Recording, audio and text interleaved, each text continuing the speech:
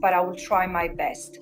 First of all, my first comment goes to, it's a reaction to the representative of the State of Israel, who finally, after 3 years, honored this mandate of his presence.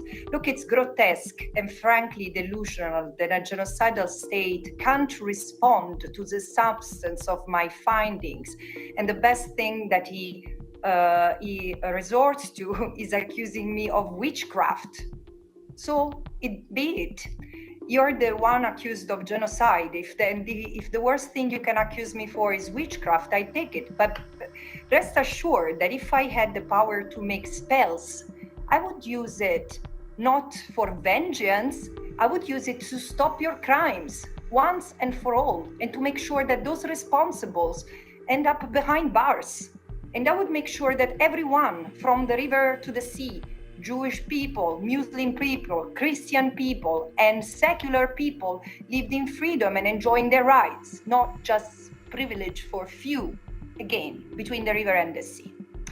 To the state of South Africa, it's absolutely electrifying to be in your country, and I thought I know a lot about it and about the life of Nelson Mandela, but I was wrong, because I thought that Nelson Mandela and his comrades and the movement that strove to bring apartheid to an end were quite unique. But there is the light of Nelson Mandela in all the people that I've met in the past 5 days.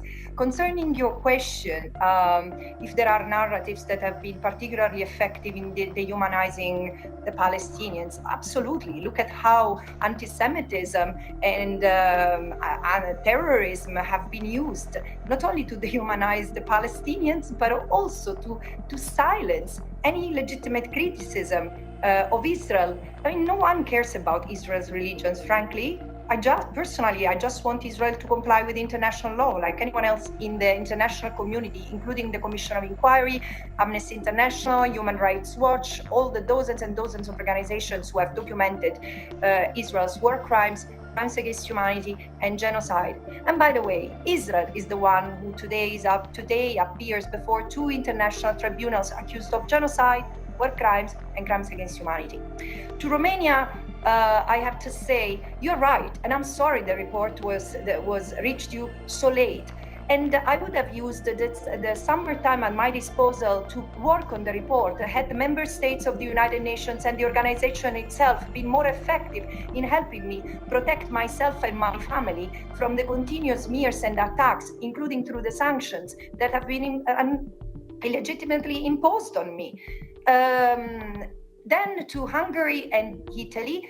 Hungary is wrong. It's not true that I've not condemned Hamas. Of course I've condemned Hamas. Of course, not in this report, but I've not condemned Israel for its crimes against the Palestinians in 2008, 2009, 2012, etc., etc. But I regret you and the representative of Italy made allegations that I find unsupported. For example, you say that I make political statements. Well, you should have mentioned some examples so that I could have learned and improved. Otherwise, both of you seem reciting the talking points of the Israeli ambassador. To the representative of Ireland, my answer on which next steps can be taken to advance peace, I say respecting international law. The ICJ has spoken over and over the past 18 months, saying that it's genocide which calls states upon cutting ties with Israel, especially stop transferring weapons. And then the only roadmap to peace is about ending the root causes of violence, ending the occupation, now ending and remedying the genocide, and then ending apartheid. I don't see that there is another way forward. And this leads me to the next question that has been raised by many, including the criticism from South Africa. Yes, it's true that I've not given much space to the political initiatives and the humanitarian initiatives that you and others have taken, because in my view, they are not what is needed to take the Palestinians out of the genocide, out of the apartheid, out of the unlawful occupation.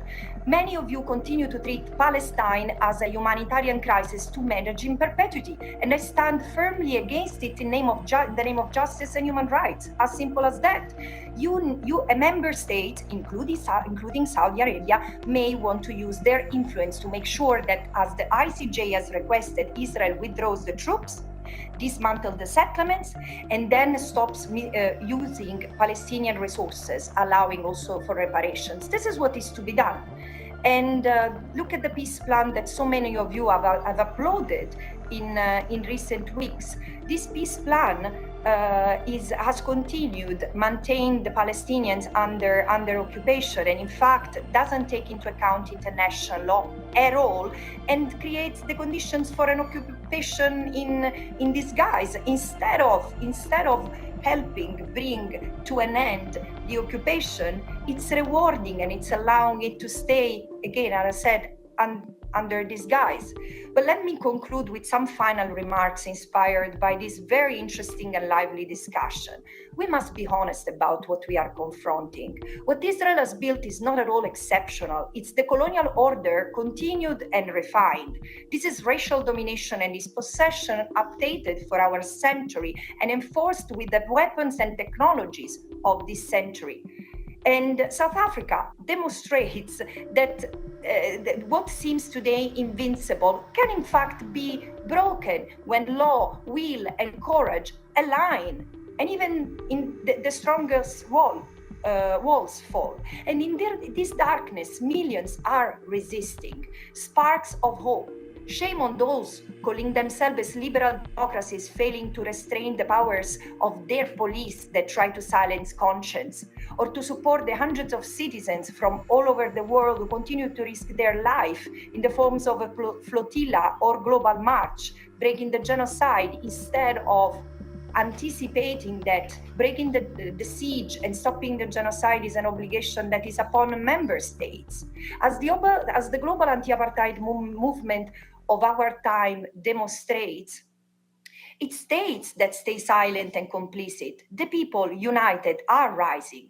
Workers are striking worldwide.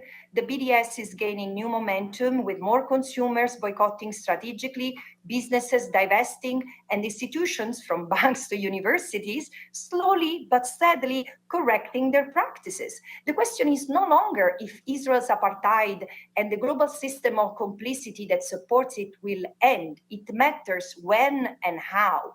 And what gives me hope are the initiatives like the Hague Group led by Colombia and South Africa that embody the beginning of a new multilateralism. Look, in conclusion, for the younger generation, the genocide of the Palestinians is memory in the making, shaping their sense of self in the global order. And whether recognized by states or not, accepted or not by those in power, the Palestinian struggle for freedom stands at the heart of the movement toward a truly decolonial world order. And to the people of Palestine, I say, may you hear it. From the harshness of occupation to wherever exile has taken you, watching or suffering the genocide, your struggle is seen, your resilience is honored, and the world is awakening with you and will stand with you as it has done with South Africa until your liberation. Thank you.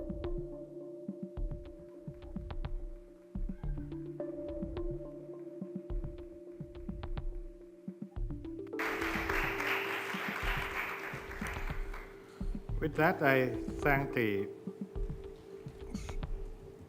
Special Rapporteur on the situation of human rights in the Palestinian Territories